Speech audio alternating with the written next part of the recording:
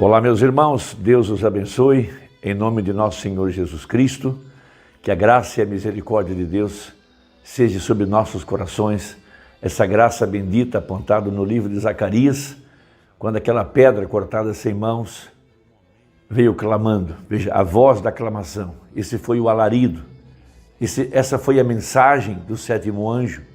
Veja, graça a ela é a senhora eleita, ela é a verdadeira igreja, essa que é o tabernáculo, que é o templo do Deus vivente, essa que não cairá, que não será enganada, essa que Satanás não poderá maculá-la, a exemplo da primeira Eva e da segunda Eva, que foram maculadas por erros doutrinários e interpretações falsas da palavra. Mas a Eva do tempo do fim, chamada pelo profeta de a terceira Eva, essa não será enganada, porque ela é predestinada por Deus desde antes da fundação do mundo para ter o Espírito Santo, para ter a mente de Cristo. Esse é o tempo em que nós aprendemos com o profeta, que é o tempo da abertura da palavra, quando todos os mistérios seriam trazidos à luz, porque Deus levantou um profeta, veja, um que poderia captar a visão, um que poderia receber a palavra, veja, que poderia entrar nesse mundo invisível, secreto, veja, de Apocalipse capítulo 4, a seguir, quando João é chamado a ir até o céu, lá onde está o trono da misericórdia, o altar da misericórdia, onde estava o livro selado com 7 selos, veja, para abrir esses mistérios, veja, lá estavam as 7 vozes, vozes de trovões, vozes que não foram nem mesmo escritas, não puderam ser escritas, mas através dessas vozes a igreja receberia a fé para o arrebatamento. Essa é a grande verdade, porque essa é a profecia de São João, capítulo 17.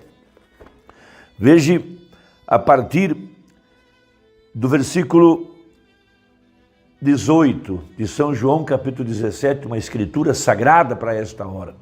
A verdadeira igreja, ela sabe que em ordem para receber a fé para o arrebatamento, essa igreja está constantemente, diariamente, em comunhão com a palavra, em comunhão com a verdade, alimentando-se da verdade desta mensagem, porque essa mensagem foi enviada para restaurar a fé original, trazer a igreja à condição apostólica de não tirar e nem acrescentar absolutamente nada, de permanecer fiel à inadulterada palavra de Deus, aquela palavra que foi inspirada por Deus, que os profetas captaram ela, e a igreja está vivendo de fé na palavra, sem misturar absolutamente nada, uma fé pura, tirando todo o fermento para fora. O fermento representa as doutrinas dos homens, representa a velha natureza, representa a hipocrisia, representa as coisas que o homem pode misturar na palavra. Então tudo é tirado para fora. Nesta festa de pães asmos, veja, um pão sem fermento. Na oferta da viúva, azeite e farinha.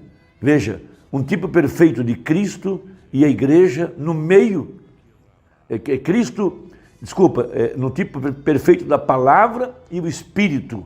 Veja, o mistério de Cristo em seu corpo, que é a igreja. Uma mulher que pôde receber o espírito de Elias, em tempo de crise, em tempo de lockdown, em tempo de pressão econômica, em tempo em que as pragas estão caindo sobre a terra. Há uma igreja que recebeu o alimento espiritual, que tem a farinha moída, toda do mesmo tamanho. Jesus Cristo é o mesmo ontem, hoje e eternamente. Tem o Espírito Santo. Veja, e põe tudo isso sobre a cruz, no tempo da pregação aos perdidos. Foi justamente na hora em que os mortos se levantaram da sepultura. Esse é o tempo que nós estamos vivendo. Então diz assim a Bíblia, assim como tu, o melhor, verso 17, santifica-os na verdade, a tua palavra é a verdade. A única maneira de ser limpo completamente é através da verdade da palavra. Jesus disse, e conhecereis a verdade vos libertará.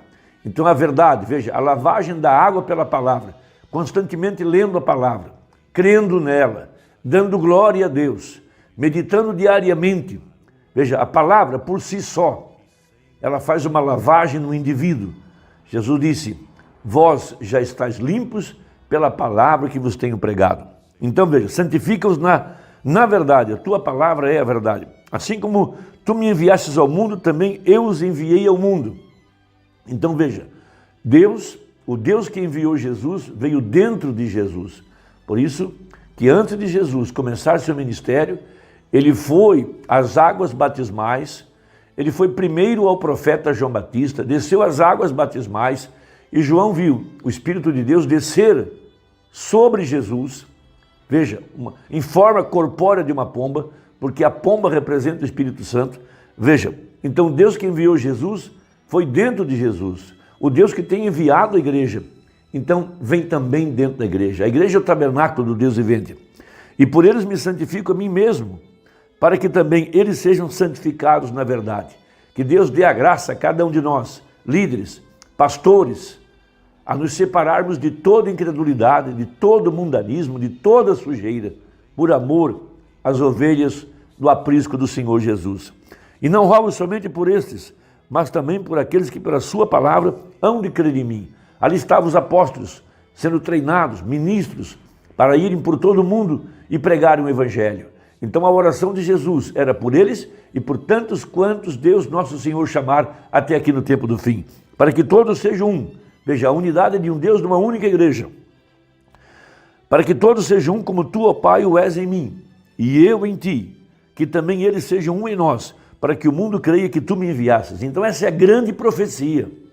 A grande profecia. A grande profecia para esta hora. Veja, o Verbo se fez carne e habitou entre nós, na pessoa do Senhor Jesus Cristo. E essa mesma profecia é para acontecer aqui no tempo do fim. Veja, Jesus Cristo manifestado em seu corpo que é a igreja. Veja, porque agora a promessa é muito maior do que na primeira vinda. Na primeira vinda foi um homem que não nasceu pelos séculos e veio pela palavra. Mas aqui no tempo do fim, uma promessa muito maior, mais gloriosa, mais espetacular, mais excelente. Por isso que o sangue de Jesus fala coisas excelentes. Então essa grande promessa, que através de corpos nascidos pelo sexo, ele pudesse justificar, santificar e morar dentro desses corpos que foram nascidos de novo pelo poder da palavra, tiveram a circuncisão no coração, onde a velha natureza deu lugar à nova, a natureza de Deus. Foi como que se tirasse a vida de um pé de pera e colocasse num pé de maçã. Veja, aquele pé de pera com a seiva da maçã vai produzir maçãs. Veja, quando a velha vida dá lugar à nova vida, ela produzirá Jesus Cristo. Essa é a verdade. E eu dei-lhes a glória que a mim me destes.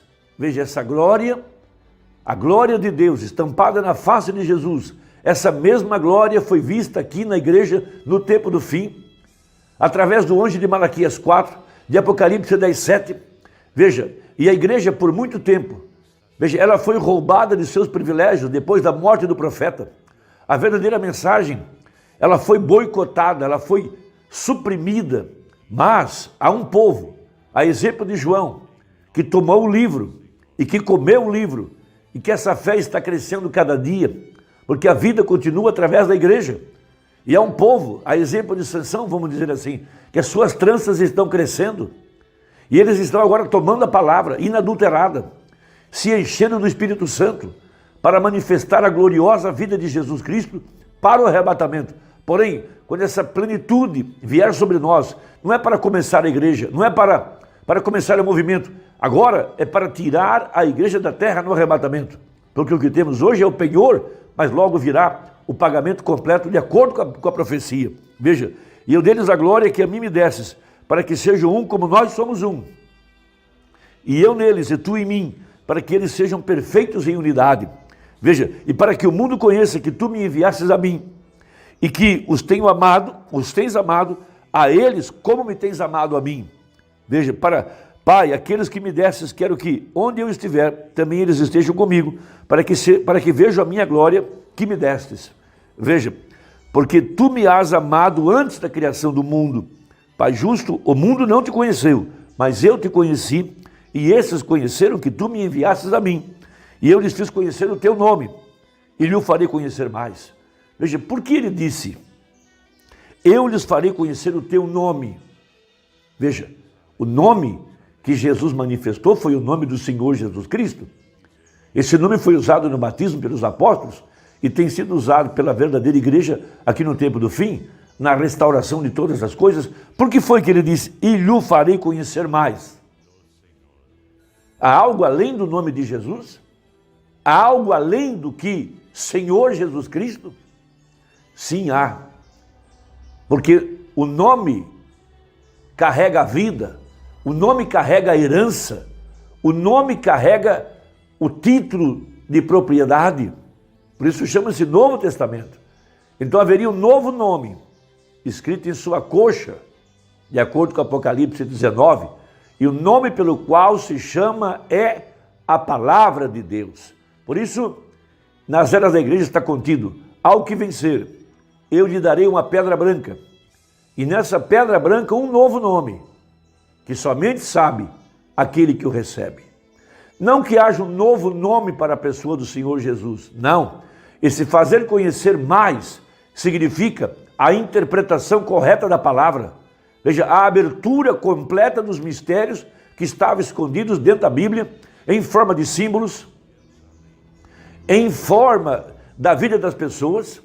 Veja, aquilo que não estava escrito, que estava entre as linhas, que o olho não viu, o ouvido não ouviu, e não subiram ao coração do homem, que estavam dentro desse silêncio de Apocalipse 8, verso 1, quando o sétimo selo foi aberto, houve silêncio de quase meia hora. Veja, por 40 anos, o Espírito Santo não estava abrindo o entendimento da igreja para receber a luz da palavra.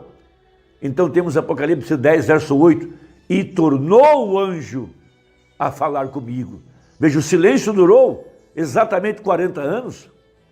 Veja, por 40 dias houve uma demanda sobre o corpo de Jesus, por 40 anos houve uma demanda a respeito da mensagem, mas agora no tempo do fim, esses mistérios têm sido revelados. Por isso Jesus disse, e lhe farei conhecer mais, para que o amor com que me tens amado esteja neles e eu neles esteja.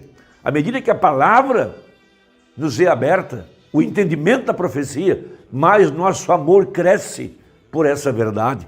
Por isso o profeta pregou uma importante mensagem sobre isso, intitulada Cristo é o mistério de Deus revelado. O próprio título já é uma profecia. Tudo que Deus foi, derramou em Cristo.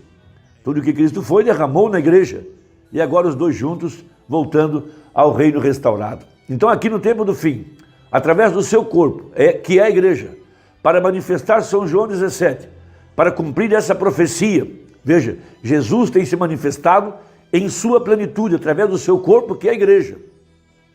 E o que Deus fez através do primeiro óleo maduro, desse ministério de Apocalipse 17, Ele está agora fazendo com a igreja.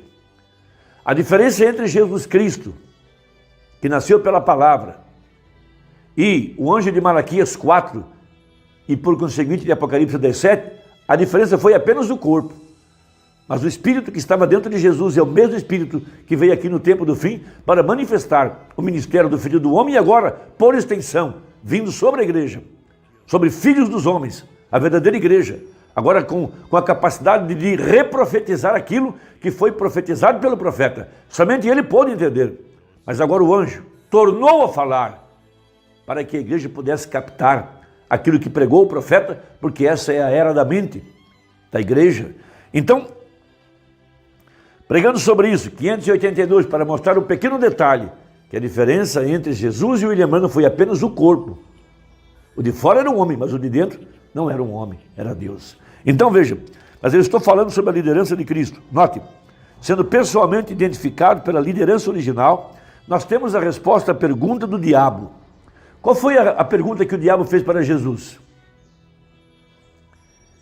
És tu o Cristo? És tu o Messias? És tu a semente da mulher?